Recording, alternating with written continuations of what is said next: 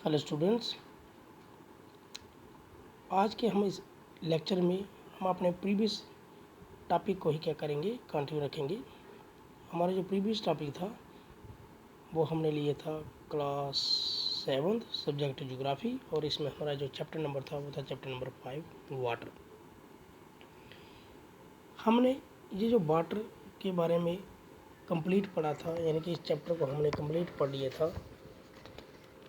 इसमें हमें ocean circulation, distribution of water bodies, फिर हमने वेव्स के बारे में पढ़ा था, टाइड्स के बारे में पढ़ा था, और लास्ट में हमने पढ़ा था ओशियंस करंट के बारे में। आज जो इसका पार्ट है हमने कंप्लीट किया था पूरा।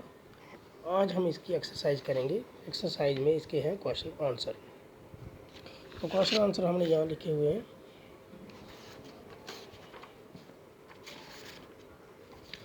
क्वेश्चन आंसर जहाँ पर दिखाएं, what is precipitation. Precipitation means वर्षा जिसको बोलते हैं, जो वर्षण जिसको बोलते हैं, प्रेसिपिटेशन ही कहलाती है। वर्षण मीन्स बारिश का जो रूप है। The sun's heat vaporize water into vapour. This vapour cools down and condenses to become cloud. This may then fall on the surface of the earth in the form of snow or sleet. This phenomenon of water falling back into the surface of the earth in the form of rain, snow or sleet is called precipitation. कहता है कि जो सूरज की गर्मी है वो क्या करती है, पानी को वेपोराइज करती है और उसको भाप बना देती है। भाप मीन भाप सी बना देती है, जो गर्मी से भाप सी बनती है। This vapour cools down. जब ये भाप जो है, जब ये जो वेपोरेशन, जो भाप होती है, जब ये क्या होती है, ठंडी हो जाती है, तो ये क्लाउड का रूप ले लेती है। किसका? कंडेंस हो जाती है, क्लाउड का रूप ले लेती है, बादल बन जाती है। जब ये बादल बन जाती है तो फिर ये अर्थ के सरफेस पर गिरती है in the form of rain की शक्ल में, स्नो की शक्ल में और स्लीट में। बारिश की शक्ल में, स्नो बर्फ़ की या बर्फ़ बनकर गिरती है। This phenomena of water.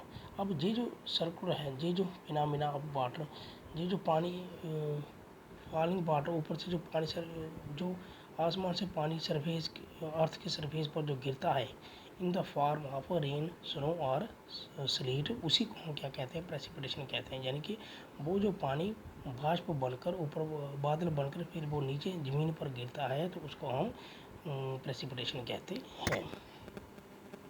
What is water cycle. अब वाटर साइकिल क्या है, पानी का साइकिल जो है वो क्या है।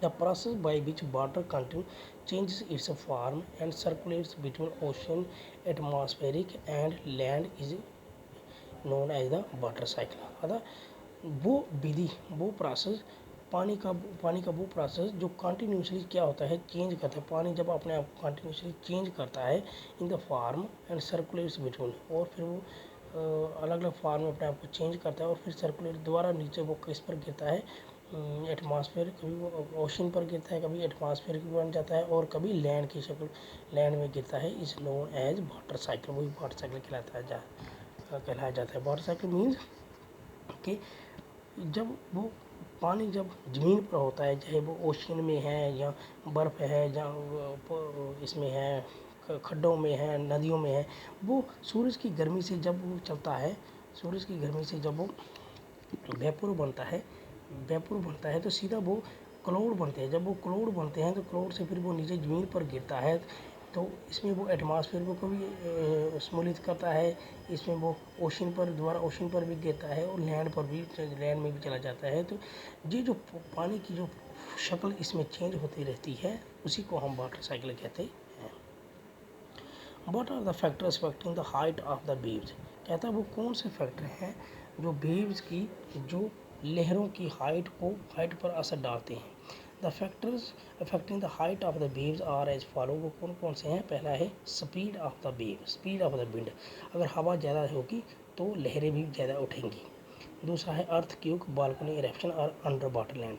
दूसरा जो है अर्थ क्यूक, अगर जलजला हो जाएगा, बालकनी का इरेप्शन होगा, या अंडर वाटर जो लैंडस्लाइड होती है ज़मीन के, समुद्र के अंदर लैंडस्लाइडिंग अगर होगी तो वो भी जो लहरें हैं उनकी वो उनकी हाइट पर क्या डालती हैं, असर डालती हैं, यानी कि उनकी हाइट बनाती हैं और घटाती भी हैं।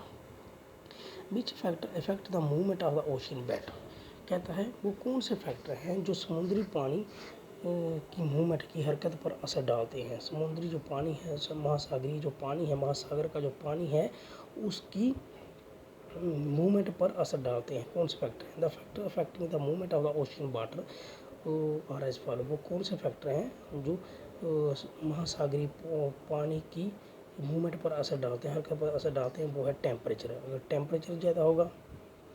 दूसरा वार्म एंड कोल्ड करंट, गर्म और सर्द हवाएं। और तीसरा है विंड। कौन कौन सा है? एक है टेम्परेचर, तापमान, फिर है warm and cold current, wind, और gravitational pull of the sun and moon. जो ग्रेविटेशनल पुल सूरज का और चांद का जो ग्रेविटेशनल पुल होता है उसकी वजह से भी क्या होता है, ओशन वाटर की मूवमेंट में, ओशन वाटर की मूवमेंट पर असर पड़ता है। नेक्स्ट क्वेश्चन है हमारा, what are tides and how they are called, कि टाइड्स क्या होती हैं, वेव्स क्या होती हैं। टाइड मीन्स तरंगे क्या होती हैं, and how they are called. अब टाइड और जो वेव हैं ये दोनों एक ही हैं मानो, लेकिन जो टाइड होती हैं ये खाली दिन में 2 बार उठती हैं, दिन में 1 या 2 बार उठती हैं, लेकिन जो वेव्स जो होती हैं वो पूरा दिन चलती रहती हैं। अब the rhythmic rise and fall of ocean water twice in a day is called tide, कहता है जो ओशन वाटर का फॉल और राइज होता है, रिदमिक फॉल और राइज होता है दिन में 1 या 2 बार, उसी को हम टाइड कहते हैं, उसको हम तरंग कहते हैं। Tide are caused by gravitational force etcetera by the sun and moon on the, और टाइड्स तब ही होती हैं जब ग्रेविटेशनल फोर्स एक्सेट्रा होती है, किसके द्वारा लगाई जाती है, सूरज और मून के द्वारा लगाई जाती है, ऑन द अर्थ सरफेस पर। जब सूरज और मून के द्वारा अर्थ सरफेस पर ग्रेविटेशनल फोर्स पुल की जाती है तो तब ये टाइड्स उठती हैं, ऐसे नहीं उठती हैं। तो ये है टाइड और वेव में फ़र्क। बट आर ओशन करंट्स, अब है ओशन करंट, जो महासागरीय धाराएं हैं, स्ट्रीम है, उनको वो क्या है, महासागरीय धाराएं क्या है। The stream of water flowing constantly on the ocean surface in a definite direction are called ocean current. The ocean current में भी वार्म और कोल्ड, कहता है कि समुद्र पर जो महासागर है उस पर जो पानी बहता रहता है, एक दिशा की तरफ जो पानी चलता रहता है, एक दिशा की तरफ जो पानी कॉन्स्टेंटली लगातार चलता रहता है, उसी को हम क्या कहते हैं, ओशियन करंट कहते हैं। यानी कि वो धारा समुद्री पानी में जो एक दिशा की तरफ चलती रहती है उसी को हम क्या कहते हैं, ओशन करंट कहते हैं। तो ओशन करंट जो होते हैं वो गर्म भी होते हैं और सर्द भी हो सकते हैं, समुद्री धाराएं सर्द भी हो सकती हैं और गर्म भी हो सकती हैं। अब गिव रीजन, क्वेश्चन नंबर 7 है गिव रीजन, हमें कारण बताना है। Ocean water is salty, ocean water is salty means जो महासागर का पानी है, समुद्र का जो पानी है वो नमकीन क्यों होता है। आंसर है ocean water is salty because it contains a large amount of salt dissolved. जो महासागर का पानी है तो वो साल्ट इसलिए होता है क्योंकि उसमें लार्ज अमाउंट, ज़्यादा मात्रा में साल्ट जो होता है वो मिला हुआ होता है, डिजॉल्व इट, क्योंकि उसमें ज़्यादा मात्रा में साल्ट मिला हुआ होता है, नमक मिला हुआ होता है। The salt present in the ocean water is most chloride, ये जो साल्ट होता है इसमें ओशन वाटर में वो क्लोराइड होता है और उसको कॉमन साल्ट भी कहता है जो हम खाते हैं, इसलिए ओशन वाटर साल्टी होता है।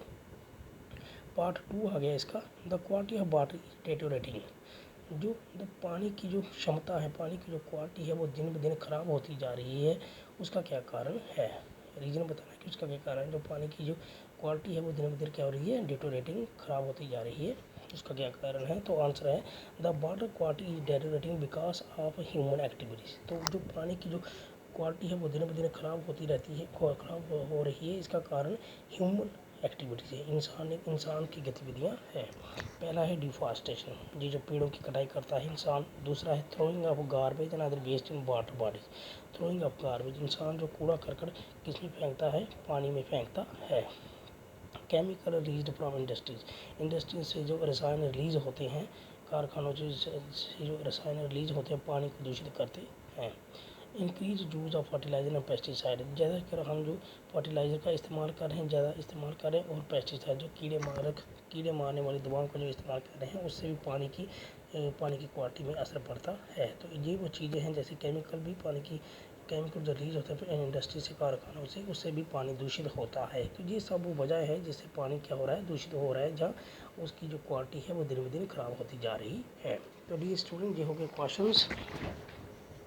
यह क्वेश्चन नेक्स्ट है हमारा, tick the correct answer. Correct answer हमें बताना है, 3 पार्ट दिखाए गए हैं ABC। The process by which water continue changes form and circulate between ocean water and land. कहता है वो प्रोसेस जिसमें पानी कंटिन्यू अपने फॉर्म को चेंज करता रहता है और किसकी शक्ल लेता है, सर्कुलेट बिटवीन, किसमें सर्कुलेट होता रहता है, ओशन, एटमॉस्फेयर एंड लैंड में सर्कुलेट होता रहता है। तो उसको हम क्या कहते हैं, वाटर साइकिल। पार्ट ए इसका आंसर है। Gradually the warm ocean current originate near, जो वार्म ओशन जो गर्म ओशन हवाएं हैं, जो गर्म ओशन करंट हैं, जो गर्म ओशन लहरें हैं, वो कहाँ से पैदा होती हैं, कहाँ से ओरिजिनेट होती हैं, वो होती हैं 3 दिखाए हैं, pole, equator and none of these. तो वो होती है इक्वेटर से। पार्ट 2 इसका आंसर है। The rhythmic rise and fall of water rice twice in a day is called. कहता है जो पानी का राइस एंड फॉल होता है दिन में 1 या 2 बार समुद्री पानी का, तो उसको हम क्या कहते हैं, टाइड कहते हैं, वो टाइड कहलाता है। तो इसका आंसर है पार्ट ए। नेक्स्ट है मैच द फॉलोइंग। अब इनको हम मैच करेंगे। Caspian Sea, tide, tsunami and ocean current, largest lake, periodical rise of water, strong seismic waves, stream of water moving along different path and water cycle. तो Caspian Sea कौन सी है, Caspian सी ना की लार्जेस्ट लेक। कैप्सियन सी जो है दुनिया की सबसे बड़ी लेक है। टाइड होती है periodic rice and fall of water, time पर जो पानी का राइस और फॉल होता है उसको हम टाइड कहते हैं। सुनामी है स्ट्रॉन्ग सीस्मिक वेव, जो स्ट्रॉन्ग सीस्मिक वेव्स हैं, जो समुद्र के अंदर से स्ट्रॉन्ग सीस्मिक वेव्स जो निकलती हैं उसको हम सुनामी कहते हैं। ओशन करंट हो गया stream of water moving along definite path.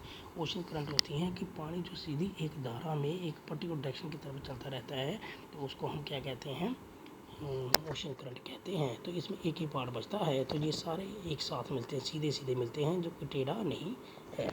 तो डियर स्टूडेंट, ये लेसन कंप्लीट होंगे, उम्मीद करता हूँ आपको जैसे समझ आया होगा। नेक्स्ट वीडियो में हम आगे नेक्स्ट लेक्शन को पढ़ेंगे, नेक्स्ट चैप्टर को पढ़ेंगे। तब तक के लिए धन्यवाद।